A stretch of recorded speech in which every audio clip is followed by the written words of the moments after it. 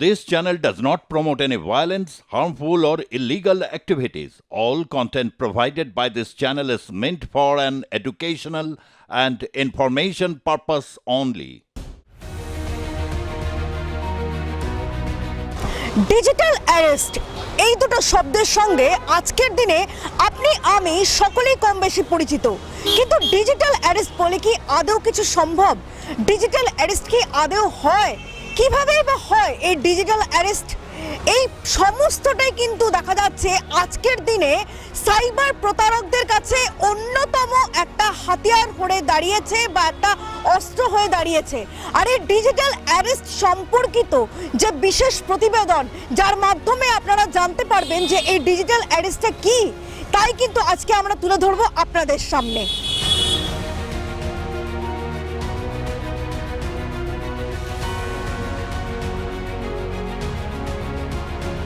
ধরুন আপনার কাছে কোনো ফোন কল এলো এবং তাতে জানা গেল যে আপনার নামে একটি পার্সেল পাওয়া গিয়েছে যেখানে রয়েছে মাদক জাতীয় দ্রব্য, এবং সেই ফোনটা এলো দিল্লি পুলিশ বা মুম্বাই পুলিশের তরফ থেকে। আবার এমনটা হতে পারে ইডি বা সিবিআই তরফ থেকে ফোন কলস এলো যে আপনি কোনো আর্থিক প্রতারণার সঙ্গে যুক্ত এবং আপনাকে ডিজিটাল অ্যারেস্ট করা হচ্ছে, এবং সেই ফোন বলে আপনাকে জানানো হলো যে আপনাকে 7 দিনের জন্য, 15 দিনের জন্য বা হয়তো 1 মাসের জন্য ডিজিটাল অ্যারেস্ট করে রাখা হচ্ছে।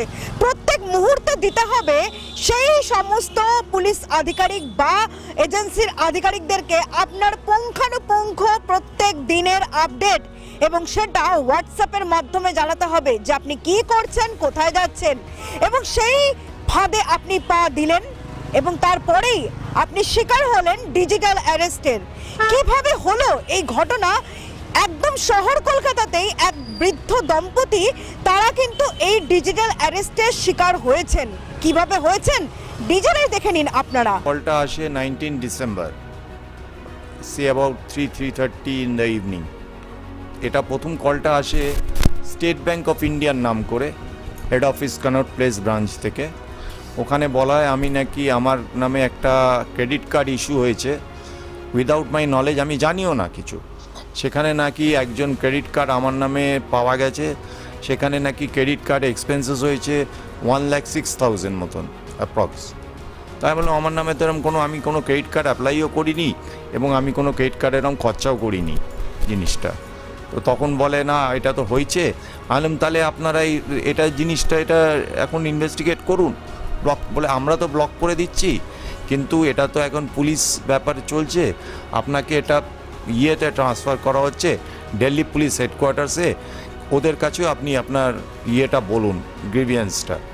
তো তারপরে যখন এই পুলিশ হেডকোয়ার্টার্স বলে যেখানে আমাদের লাইনটাকে ফরওয়ার্ড করা হলো, উনি আমাদের এই ক্রেডিট কার্ড বলার সাথে সাথেই হঠাৎ কিরম থ্রেটনিংয়ের মতন আরম্ভ করে দিলেন।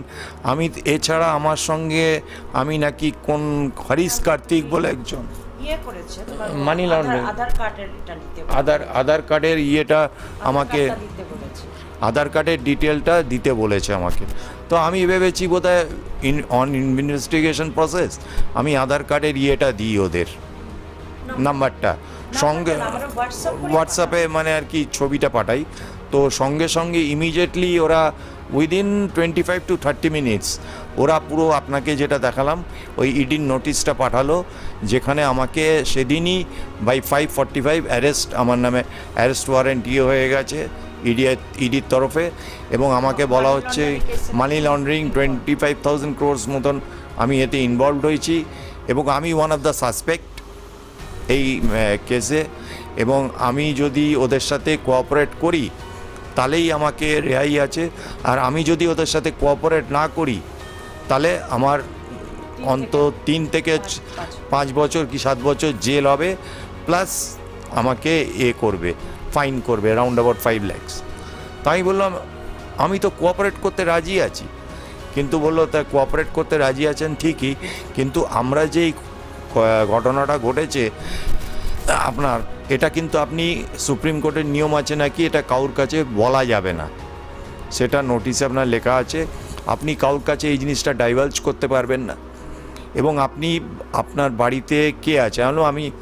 আমরা হাজব্যান্ড ওয়াইফ। তখন বললো এছাড়া কোনো থার্ড পার্টি কাউকে কিছু বলতে পারবেন না, যদি আপনারা বলেন আপনাদের life will be at risk. Alam কীরকম? বলে দেখুন এখন তো আমরা ইনভেস্টিগেশন করছি, আপনি আমাদের সাক্ষ্য দিচ্ছেন, এবার ওই হারিস কার্তিকের যারা লোকজন আছে তারা তো চারিদিকে রয়েছে, তারা কিন্তু আপনাদের লাইফ অ্যাট ডেঞ্জার করে দেবে, এমনকি আপনাকে মেরেও ফেলা হতে পারে। না, প্রথমে পুলিশ বলেছে, তারপরে সিবিআইকে ট্রান্সফার করলো লাইনটা। তো সিবিআই তারপর বলছে যে আপনি যদি আমাদের সাথে কোঅপারেট করেন তবেই আপনার আছে, ঠিক আছে সব কিছু, আর যদি কোঅপারেট না করেন। ইডি নোটিশ পাঠাচ্ছে আর বলছে তারা সিবিআই তে কাজ করে। না, ইডির নোটিশটা তো পাঠিয়েছে, এটা ইনভেস্টিগেশন করছে এখন CBI, Delhi police along with ED and Supreme Court, সবাই এর মধ্যে ইনভলভমেন্ট রয়েছে। তো সঙ্গে সঙ্গে দিল্লি পুলিশ কথা বলতে বলতে বললো যেহেতু এটা সিবিআইয়ের ইনভেস্টিগেশনের আন্ডার রয়েছে, লাইনটা আমরা ট্রান্সফার করে দিচ্ছি। সিবিআই তখন আরম্ভ করে দিল আরও পুলিশের মতনই থ্রেটনিং আরম্ভ করলো যে আপনাকে যদি কোঅপারেট না করেন আপনার কিন্তু life will be at risk. এবার আপনি যদি কোঅপারেট করেন ওয়েল অ্যান্ড গুড, কিন্তু আপনি এই কথাগুলো কাউকে কিছু বাইরে বলতে পারেন। আরম কেন বললে কি হবে? বলে না, বললে আমরা আপনার লাইফের যে রিস্ক কাভারটা করব সেটা কিন্তু আমরা করতে পারবো না, কেন আপনি যে কোনো সময় আপনি অ্যাটাক হতে পারে। যারা হারিস কার্তিক বলে যে মানি লন্ডারিং কেস করেছে, সে আপনাদের কোনো রকমভাবে লাইফকে করতে পারে। তো আমি বললাম যে ঠিক আছে। তো তখন আমাকে সেই দিন থেকে আরম্ভ করলো, 19 তারিখ থেকে প্রায় 1 ঘন্টা অন্তর অন্তর আমাকে ফোন কলের মাধ্যমে, হোয়াটসঅ্যাপের মাধ্যমে আমাকে বলতে হচ্ছে যে আই এম সেফ বলে, যে এটা না, আমাকে হোয়াটসঅ্যাপ মেসেজ করতে বলছে, কথা যেটা বলছে সব। কিন্তু তারপর বললো এটা আপনি যে আছেন, এমনকি আমি ওয়াশরুমে যাচ্ছি সেটাও আপনি ওয়াশরুমে যাচ্ছেন, আপনি সেফ আছেন। আমার ওয়াইফ একটু বাইরে যাচ্ছে কি মন্দির যাচ্ছে যে কোনো জায়গায়, তখন তাকে বলতে হচ্ছে আই এম গোয়িং টু মন্দির from her mobile, owner mobile থেকে, এবং ফিরে আসার পর আবার রিপোর্ট করতে হচ্ছে। আমার মেডিসিন কিনতে যাচ্ছে, কেন আমি রিসেন্টলি খুব অসুস্থ হয়েছিলাম, আমি কেপিসিতে অ্যাডমিট ছিলাম। তো বলছে যে মেডিসিন কিনতে যাবে, সেটাও ওনাদের রিপোর্টিং করে যেতে হবে। এটা প্রায় 19 তারিখ থেকে আরম্ভ হয়েছে, এটা চলেছে প্রায় আপনার 25 তারিখ অবধি এরকম। 25 তারিখের পর 26 তারিখে আমাকে বলা হলো যে আপনার, তার মধ্যে ইন দ্য মিন টাইম বলছে যে, আমি বললাম যে আপনার যা ওরা সিবিআই যা বলছে আপনাদের চলে কিরকম করে। আমি বললাম দেখুন আমি তো অ্যাট প্রেজেন্ট সার্ভিসে নেই, যেহেতু আমি অসুস্থ হয়ে অনেক দিন লিভে হয়ে গেছে আমার। তো আমি বললাম আমার যা মিউচুয়াল ফান্ড এবং ফিক্সডে যা সেভিংস আছে তার উপর আমার সংসারটা চলছে। তো বলে তাহলে আপনি এক কাজ করুন, মিউচুয়াল ফান্ড তো অন্য জায়গায় এগুলো করা থাকে, তো বললো আপনি এগুলো ব্যাংকে সেভিংস অ্যাকাউন্টে আনুন, তারপর আমাদেরকে সেভিংস অ্যাকাউন্ট থেকে সেই ডিটেলসগুলো পাঠান। তো আমি বললাম যে ঠিক আছে, হয়তো ওরা অ্যাট প্রেজেন্ট ইনভেস্টিগেশন প্রসেসের জন্যে হয়তো আমার এগুলো দেখতে চাইছে যে আমি আদৌ কত টাকা আছে না আছে, কেন সুপ্রিম কোর্ট নাকি এগুলো ওদের কাছে ডিটেলস দিতে হবে, দরকার হলে এই টাকাগুলো সুপ্রিম কোর্টের কাছে জমা রাখতে হবে। হ্যাঁ বলা হয়েছে, প্লাস ওখানে নোটিশেও লেখা আছে, ইডির নোটিশে বললো যে এগুলো জমা রাখতে হবে, যতদিন আপনার এই কেসটা চলবে ততদিন it will be under supreme court. কেসটা ওভার হয়ে গেলে আপনার ব্যাঙ্ক অ্যাকাউন্টে এগুলো ট্রান্সফার হয়ে যাবে, তারপর অ্যাকর্ডিংলি আপনি সেগুলো ইউজ করতে পারবেন। তো আমি ওদের ডিটেলসটা পাঠালাম। ডিটেলসটা পাঠাবার পর ওরা সঙ্গে সঙ্গে 26 তারিখ আমার হঠাৎ বলছে যে এই টাকাগুলো আপনাদের একটা নাম্বার দেওয়া হচ্ছে, একটা পার্সন কনসার্নডে, সেখানে আপনি এগুলো আরটিজিএস করুন, কেন এগুলো জমা রাখতে হবে। তো আমি অন গুড ফেথ করতে গেলাম, তখন আমার মনে একটু সন্দেহ হলো, কিন্তু আমি একটা আতঙ্কের মধ্যে রয়েছি।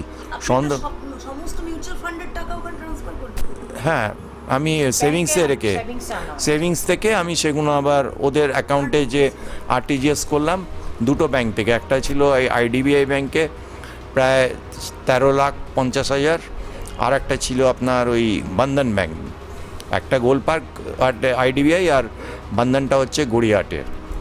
তো দুটো ট্রান্সফার করলাম। তারপর আমাকে বলল ঠিক আছে, এগুলো তো আপনার রইলো, যতদিন আপনার চলবে, খুব সম্ভবত কেসটা হয়তো 7 দিন কি 10 দিন এইটা ইনভেস্টিগেশন প্রসেসটা রয়েছে, তারপরে আপনাকে যেরকমভাবে জিনিসটা তাড়াতাড়ি হবে ততদিন আপনারা ব্যাংকে ওটা আমরা ট্রান্সফার করে দেবো। তো আমি অন গুড ফেথ করলাম। তারপর হঠাৎ একদিন বলছে এর মধ্যে 25-26-এর পরে আইডিবিআই থেকে 13 লাখ নিয়েছিল, আমাকে বলছে যে দেখুন আপনার কেসটা তো এখন এন্ডের পথে রয়েছে, এখন আপনাকে একটা সুপ্রিম কোর্টের ইয়েতে কিছু টাকা জমা রাখতে হবে আবার। এটা জানুয়ারির 2 তারিখ। আমি বললাম কী পারপাসে? না, অন সিকিউরিটি গ্রাউন্ড, যে অন সিকিউরিটি পারপাস এটা আপনাকে জমা রাখতে হবে, কেসটা ওভার হয়ে গেলে তখন বলছে আরও 5 লাখ টাকা। কারণ দেখুন আমার কাছে আর কিচ্ছু নেই, আমার যা ছিল আমি দিয়ে দিয়েছি, এখন আমার ওষুধ কেনার পয়সা নেই, আমি আজকে কি খাবো কালকে কি খাবো জানি না, আমি দিতে পারবো না। তখন আমার ওয়াইফকে বলছে ওরা যে আপনার ওনাকে বলছে যে আপনার কাছে যদি কোনো গোল্ড থাকে, গোল্ডটা আপনি বন্ডে রেখে টাকাগুলো ট্রান্সফার করুন। কিন্তু সব জানে, ওদের কাছে যেহেতু আমার ব্যাঙ্ক অ্যাকাউন্টের ডিটেলস আছে, বললো আপনার তো ব্যাংকে এই আইডিবিআই ব্যাংকে 50,000 আছে। আমি দেখুন এগুলো আমার মেডিসিন কেনার টাকা, আমার তো মেডিসিন মাস গেলে আমাকে প্রায় 5 থেকে 10 হাজার টাকা মেডিসিন দরকার হয়। তখন বললো এক কাজ করুন, আপনি এটা এখন অন্তত 50,000 টাকা আমাদের গুগল পের মাধ্যমে করুন, কেন আমরা তাহলে SBI সুপ্রিম কোর্টকে বলতে পারবো এনার কন্ডিশন এরকম ডিটিওরেটিং কন্ডিশন, সেই জন্য উনি 5 লাখ দিতে পারবেন না, এটা আমরা সুপ্রিম কোর্টে করব, পিটিশন করব। আমি বললাম দেখুন এর বেশি আমার আর কিছু দেওয়ার মানে ক্ষমতা নেই। তখন আমি 50 লাখ টাকা ওদের গুগল পে করি, 50,000 টাকা গুগল পে করি। তো তা বন্ধন ব্যাংকে 3.5, আর এখানে আপনার আইডিবিআইতে 13 লাখ, আর 50,000 ওই গুগল পের মাধ্যমে আইডিবিআই থেকে। তারপর ওরা 2-3 আমাদের সাথে মোটামুটি কন্ট্যাক্ট রেখেছিল। এবার দেখছি 4 তারিখ থেকে, যেহেতু আমি ওদের রিপোর্টিং করতাম, যেটা আপনাকে আমি বলছি আই অ্যাম সেফ বলে, দেখছি ওটা টিক পড়তো, মানে যেরকম হোয়াটসঅ্যাপে কেউ দেখলে টিক পড়ে, তো আমি দেখছি কি কোনো টিক পড়ছে না, কিচ্ছু না। তখন আমার 1 ঘন্টা 2 ঘন্টা অন্তত যেরকম আমি পাঠাই, হ্যাঁ ইয়েস, এমনকি ওরা যেটা পাঠিয়েছে সিবিআইয়েরও প্রোফাইল পিকচার ছিল, ঠিক আছে, সিবিআই দিল্লি পুলিশেরও ছিল, দিল্লি পুলিশ হেডকোয়ার্টার্স বলে, সেখানকার নাম্বার পুরো টোটালি রয়েছে। সিবিআই যিনি কন্ডাক্ট করছিলেন মিস্টার নিতিন পাওয়ার বলে। ডিজিটাল অ্যারেস্টকে হাতিয়ার করে যে সমস্ত সাইবার প্রতারক প্রত্যেক মুহূর্তে প্রতারণা করছে, তাদের জালে পা দিয়ে লক্ষ লক্ষ মানুষের প্রচুর টাকা, কার্যত লক্ষ লক্ষ টাকা ব্যাংক অ্যাকাউন্ট থেকে ফাঁকা হয়ে যাচ্ছে, সেই চিত্র, সেই প্রতিবেদন তুলে ধরলাম আমরা। কিন্তু আদপে ডিজিটাল অ্যারেস্ট বলে কি কিছু হয়? কি বলছেন পুলিশ কর্তারা, শুনে নেব তাদের কাছ থেকে যে ডিজিটাল অ্যারেস্ট একদম ভুয়ো, ডিজিটাল অ্যারেস্ট বলে কিছুই হয় না। অ্যারেস্ট যদি হয় তাহলে সশরীরে অ্যারেস্ট করতে হয় কোনো মানুষকে, এবং তার জন্য রয়েছে রীতিমতো নিয়ম। খোদ পুলিশ কর্তার মুখ থেকে শুনে নেব তার কথা এই ডিজিটাল অ্যারেস্ট সংক্রান্ত বিষয়ে। এই যে ডিজিটাল অ্যারেস্ট হয়েছে কথাটা ভারতবর্ষে কিংবা পশ্চিমবঙ্গে কলকাতায় ছড়াচ্ছে, এটা বেসিক্যালি সবই হচ্ছে বাতুলতা এবং সবই ফলস এবং সবই হচ্ছে ফ্রড এবং চিটিংবাজি। ডিজিটাল অ্যারেস্ট বলে কোনো অ্যারেস্ট ভারতবর্ষের আইনে কোথাও নেই। আপনাদের চ্যানেলের মাধ্যমে লক্ষ লক্ষ লোককে এই কথাটা বলছি, ডিজিটাল অ্যারেস্ট বলে কোনো অ্যারেস্ট ভারতবর্ষের আইনের কোথাও নেই। Digital arrest number 1। নাম্বার 2 হচ্ছে অ্যারেস্ট করতে গেলে মাথায় রাখতে হবে আপনার কাছে ইউনিফর্ম পুলিশ আসবে, আপনাকে কারণ দর্শাতে হবে, এই কারণ আপনি এই দোষ করেছেন এবং সেই জন্য আপনাকে নিয়ে যাচ্ছি, কিন্তু তার মানেই কিন্তু তার ডিজিটাল অ্যারেস্টের কোনো ওয়ারেন্ট হবে না। এটা যারা ফ্রড, যারা চিটিংবাজ, যারা এইরকম ফ্রড করে ডিজিটাল অ্যারেস্টটা করছে, তাদের ভিতরটা বলে দিই খালি, তারা করে কি, তারা যে কোনোভাবে ব্যাংকের যখন ধরুন আপনি 2,000 টাকা কি 10,000 টাকা কি 2 লাখ টাকা তুললেন, তারপরে আপনার কাছে একটা SMS আসে যে আপনার কাছে এখন এই অ্যাকাউন্টে হয়তো 60 লাখ টাকা আছে, 2 লাখ টাকা আপনি তুলেছেন, অর্থাৎ এই যে 60 লাখ টাকা আছে এই এসএমএসটা নানাভাবে এই ফ্রড মাস্টারদের কাছে চলে যাচ্ছে। অর্থাৎ ফ্রড মাস্টাররা বুঝতে পারছে যে এই লোকটার কাছে 60 লাখ টাকা আছে, কিংবা ধরুন 60 লাখ টাকার জায়গায় 80 লাখ কিংবা 2 কোটি ধরুন, সে কোথা থেকে হয়তো 20 লাখ টাকা পেমেন্ট করেছে। এই 20 লাখ টাকা পেমেন্টের পরে তার কাছে এখনও 2 কোটি টাকা আছে, অর্থাৎ এর কাছ থেকে আমরা কিছু রোজগার করতে পারবো। যদি আপনার ব্যাকগ্রাউন্ডে 500 টাকা থাকে তবে ডিজিটাল অ্যারেস্ট আপনার কোনোদিনই আপনাকে ফোন করবে না। তো এই ডিজিটাল অ্যারেস্টে তারা প্রথমে একটা ফোন করবে, ফোন করার পর প্রথমে আপনাকে সাথে কথা এমনি মিষ্টি কথাবার্তা বলবে যে আপনার একটা মাল ইসেতে এয়ারপোর্টে আটকে আছে, এ তো আপনার নামে এসছে, কিন্তু মালটা চেক করে দেখা গেছে যে এর মধ্যে নিষিদ্ধ ড্রাগ আছে, নিষিদ্ধ ড্রাগ।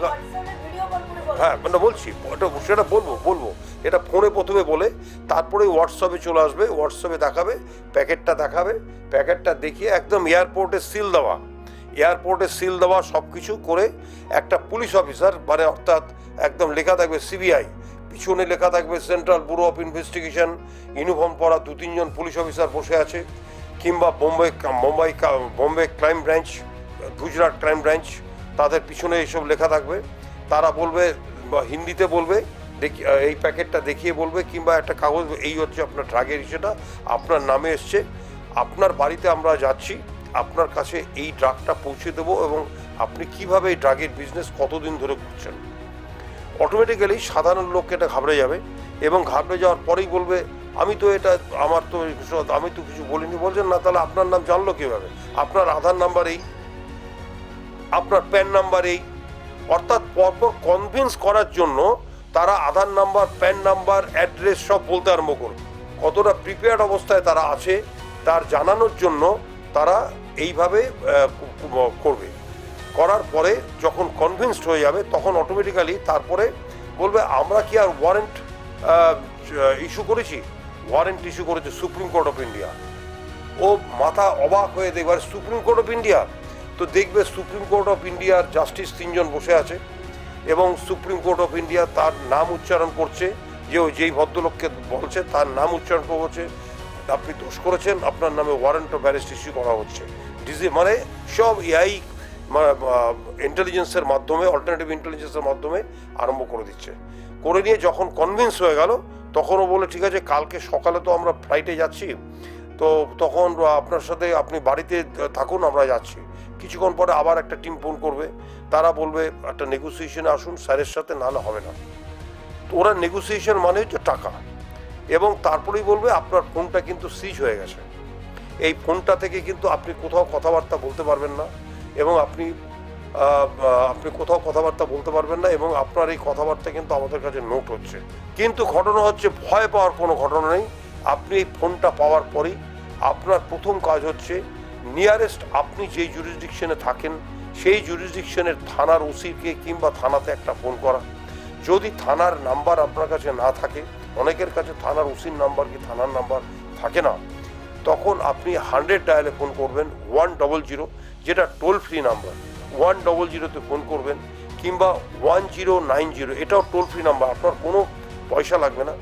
তাতে আপনি ঘটনাটা জানান, এবং জানানোর পরে তাকে বলুন যে আমাকে আইনগত সাহায্য, necessary police assistance May kindly be given, অর্থাৎ আমাকে যতটুকু লিগাল সাহায্য দরকার পুলিশের পক্ষ থেকে সেই সাহায্যটা করুন।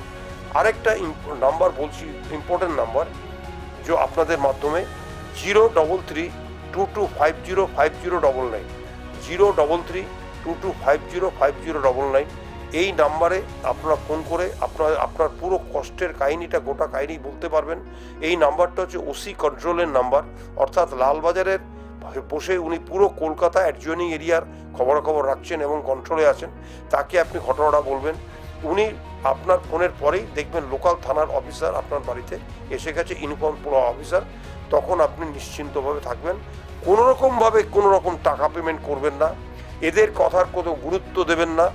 এদের সম্পূর্ণ যদি পারেন এইটাকে, ওনারা যে কথাটা বলবেন সেটাকে রেকর্ড করার একটা চেষ্টা করুন, যেই রেকর্ডের মাধ্যমে পরে প্রমাণিত হবে যে এই লোকগুলো এই কথাগুলো বলছিল।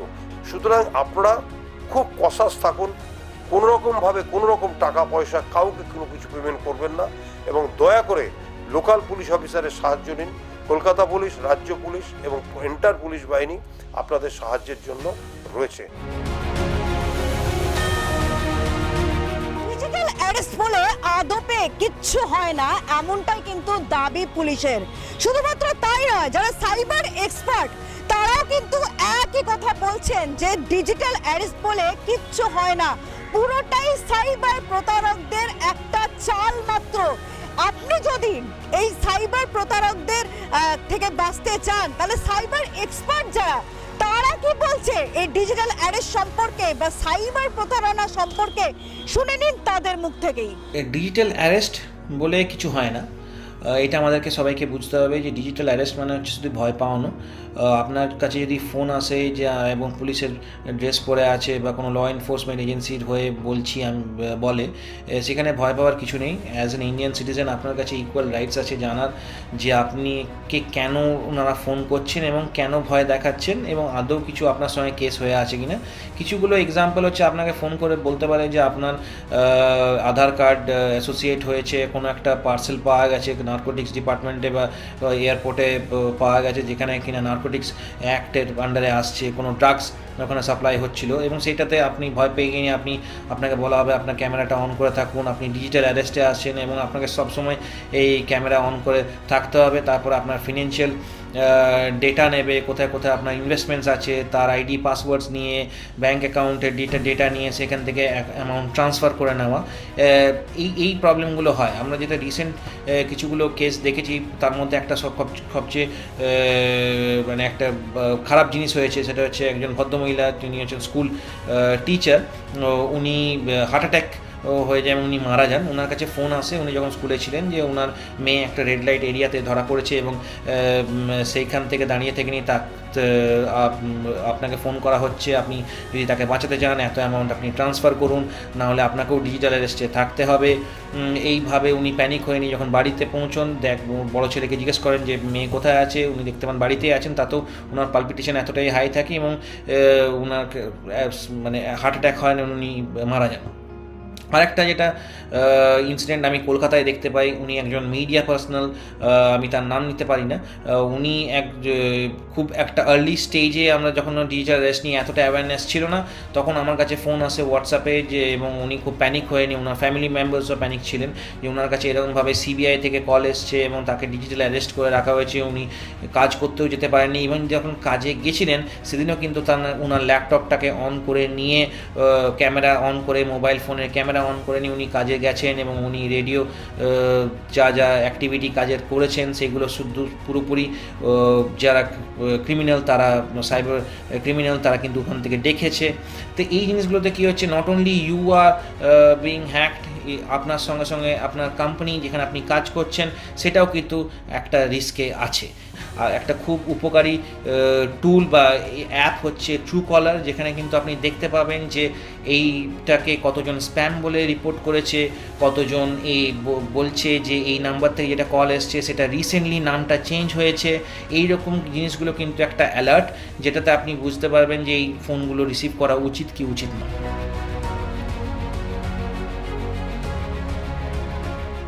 গড়িয়াহাটের কাকুলিয়া রোডের বাসিন্দা রায় দম্পতি, তাদের কাছে ফোন আসে ব্যাংকের থেকে, জানানো হয় আর্থিক প্রতারণায় যুক্ত এই পরিবার। কল ট্রান্সফার করা হয় দিল্লি পুলিশকে। এরপর ইডি আধিকারিকদের পরিচয় দিয়ে সংশ্লিষ্ট আধিকারিকের কাছে কল ট্রান্সফার করা হয়। সাইবার প্রতারকদের প্রতারণায় জালে পা দেয় রায় দম্পতি। এবার এইখানে আমি যখন তখন লাস্টে এমন হয়ে গেছি, আমি দেখছি হঠাৎ একদিন 6 তারিখ বোধ হয়, 7 তারিখ সকালবেলা আমি ফোন, 6 তারিখ আমি ফোন করছি, কেউ ফোন রিসিভ করছে না, মানে রিং হচ্ছে। স্টেট ব্যাংকে ফোন করছি, কেউ ফোন, তখন বলছে স্টেট ব্যাংকে ফোন করতে বলছে this number does not exist. আমি দিল্লি পুলিশে ফোন করছি, বলছে কোনো কো শব্দ উঠছে আর মিউজিক বাজছে। এবার আমি তখন নর্মাল কল করেছিলেন না? নর্মাল কল করেছি, নর্মাল কল। আর যেটা সিবিআই যেটা ছিল, যেটা আমার ইনভেস্টিগেশন, সেখানে আমি হোয়াটসঅ্যাপ কল, ভিডিও কল করতাম। আমি দেখছি কি তখন হোয়াটসঅ্যাপ কল, ভিডিও কল করছি, কোনো পুরো টোটালি ব্ল্যাঙ্ক, রিং হচ্ছে, কিছু হচ্ছে। যখন আমি নর্মাল কল করছি তখন একজন ভদ্রমহিলা ধরলেন, মানে ভদ্রমহিলা মানে খুবই কী বলবো, ওনার কথাও ঠিক বুঝতে পারছি না, আর মানে একটা ভিলেজের মতন কিরম কথাবার্তা ওনার। উনি বলছেন যে হ্যালো, আমি যে মিস্টার নিতিন পাওয়ারকে দিন। কে বলে কে নিতিন পাওয়ার? নিতিন পাওয়ার বলে এখানে কেউ নেই। কোন ভাষায় বলছিলেন? বাংলাতে। এবার সেকেন্ড টাইম আমি আবার করেছি, বলে আপনি আমাকে, তখন বলছে আপনি আমায় ডিস্টার্ব করছেন কেন, বয়স্ক ভদ্রমহিলাই। আমি যে ডিস্টার্ব করবো মানে, এটা তো সিবিআই নিতিন পাওয়ার নাম্বার। বলে না না। আমি এটা কোথাকার নাম্বার? বলে এটা হাওড়া শিবপুরের নাম্বার। সাইবার প্রতারণা রুখতে কেন্দ্রীয় সরকারের তরফ থেকে চালু করা হয়েছে বিশেষ পোর্টাল, যার নাম national cyber crime reporting portal. এছাড়াও দেশব্যাপী 1930 টোল ফ্রি নম্বর রয়েছে সাইবার প্রতারণার অভিযোগ নথিভুক্ত করার জন্য। রাজ্য পুলিশের সাইবার ক্রাইম উইংয়েরও রয়েছে সাইবার সংক্রান্ত অভিযোগ দায়ের করার বিশেষ ফোন নম্বর, যা হলো 03323248072। ডিজিটাল অ্যারেস্ট একদমই ভুয়ো, তা আমরা আমাদের প্রতিবেদনের মাধ্যমে তুলে ধরলাম। সাইবার প্রতারকদের থেকে সাবধানে থাকুন, সচেতন হন, আর কোনোভাবে কোনো রকম সাইবার প্রতারকদের জালে পা দেবেন না। এইরকম আরো অনেক রকমের অপরাধ সংক্রান্ত প্রতিবেদন নিয়ে আমরা থাকবো আপনাদের সঙ্গে। আজকের মতো এই প্রতিবেদন এখানেই শেষ করছি। আগামী সপ্তাহে থাকবো আবার অন্য কোনো প্রতিবেদনের সঙ্গে।